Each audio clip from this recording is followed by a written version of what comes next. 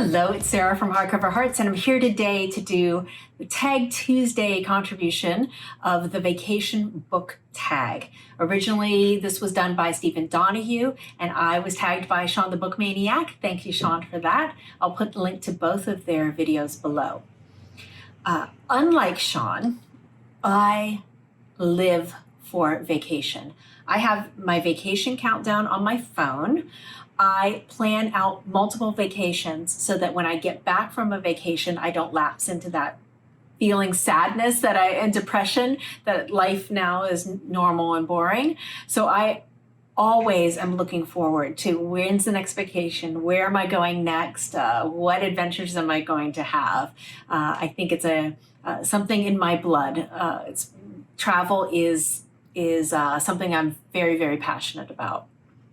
So this is right up my alley. So let's get started. The first prompt, number one, is what's your favorite book about someone taking a vacation? I'm going to talk about two books. The first one, probably no surprise to anyone, is Helene Hanff, not 84 Charing Cross Road, but this is the Duchess of Bloomsbury Street.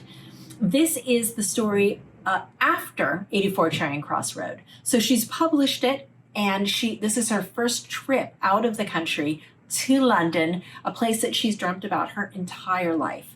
Now she's a published author, and there's all this acclaim for 84 Charing Cross Road, and she gets to meet so many of the people that she corresponded with. But she also gets to meet all these fans and all these people who have loved her writing. And she's in essence treated like literary royalty. And she gets to go to all the places that she's dreamt about for so long. And being someone who loves London and who loves literary London, I love this book. This book is pretty fabulous. And then I will say another book. I just finished this and I loved it so much. It started an Anita Brookner passion in me, and I'm going to read all Anita Brookner's books. Stay tuned for more of that. But this is Hotel de Lac, gorgeous cover, right? And this is a story of a woman, and it's a little less upbeat and exciting. It's a little more maudlin and a little sad or more melancholy. A woman has really been bad. She's been naughty and gotten busted doing something untoward, and has been sent away to kind of do penance and get out of everybody's face for a little bit so that things can calm down and return to normal. So she thinks she's just gonna, I'm just gonna go off and fine, I'll get a little vacation out of it, whatever, and ends up going to this place I think it's in Switzerland, and it's really at the end of the season, and everything's kind of dying down and getting a little quiet, and there's only a few people left at this hotel, and she's among them, and it causes her to really reflect. And I think some of the best vacations aren't just about exploration and going outwards, but also about taking the time to go inwards and really think about what your next steps will be and how you're living your life and how you want to do things differently. So I really love this book. I thought it was fantastic. Then the second question, do you read travel writing? And if so, some of your favorites. So I do like reading travel writing, very much so. This is one that I read. This was of my Bert's list. I'll put a link to that video where I received a special recommended list from Bert from Pastori Time. This is Sidewalks by Valeria Luiselli. And this is a really wonderful series of essays on travel and maps and language and home. She's really a literary flaneuse and writes in a very interesting way. This is something that I'll return back to over and over again. I especially remember there's a essay about looking for Joseph Brodsky's grave in Venice and what Venice meant to him and why it was important. And it was just a beautiful essay in here. So that is one of them. And then this isn't a favorite, but this is something that I'm going to read. This is Stefan Zweig's Journeys. And I'll be reading this for Read German Books 2020, that project that's going on from Britta Bowler and Mel of Mel's Bookland Adventure. Then I have one that I've been meaning to get to, and this is called The Buried, an Archeology of the Egyptian Revolution by Peter Hessler. I might be stretching the travel portion of the description, but there are parts of this where it says Hessler often travels to digs and of the archaeology, and so and he's a foreigner. He doesn't live there, so I'm calling it a travel journal. So looking forward to reading this sometime this year, hopefully. 3.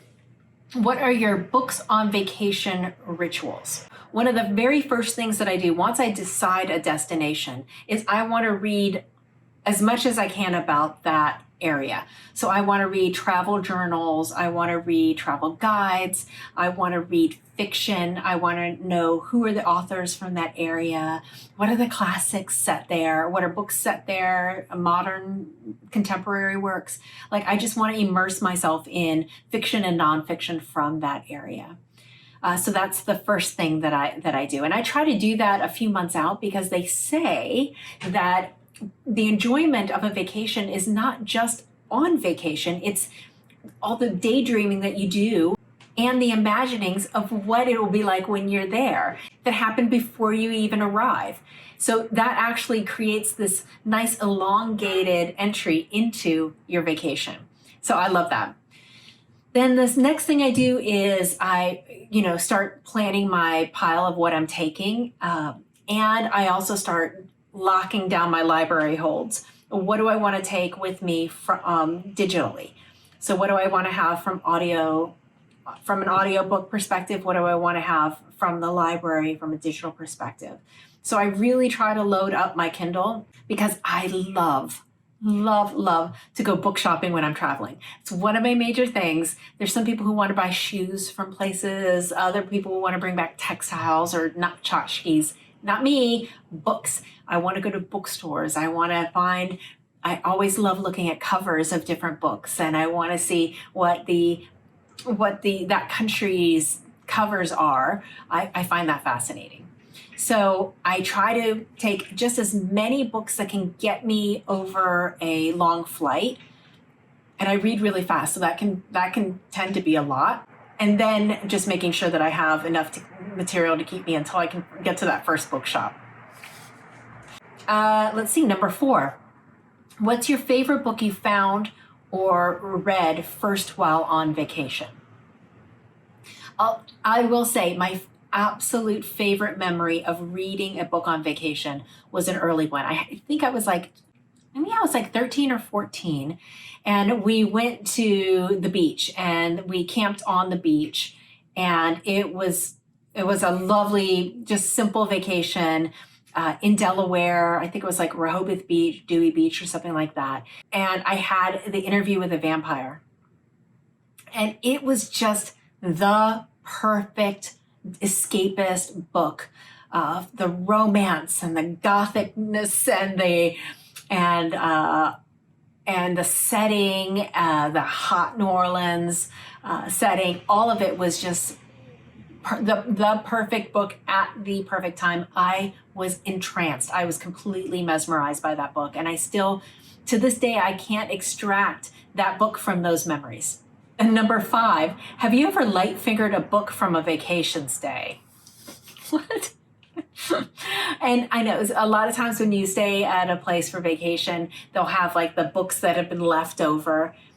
And what I tend to find is there's not really often a lot of books that I would even think about reading, let alone wanting to lift. So no. But if there was, I would probably leave something and take. Or probably leave more than I took if there even was a book that I wanted to have. Number 6, what are some of your favorite books set in exotic locales? I'm actually with Sean on this.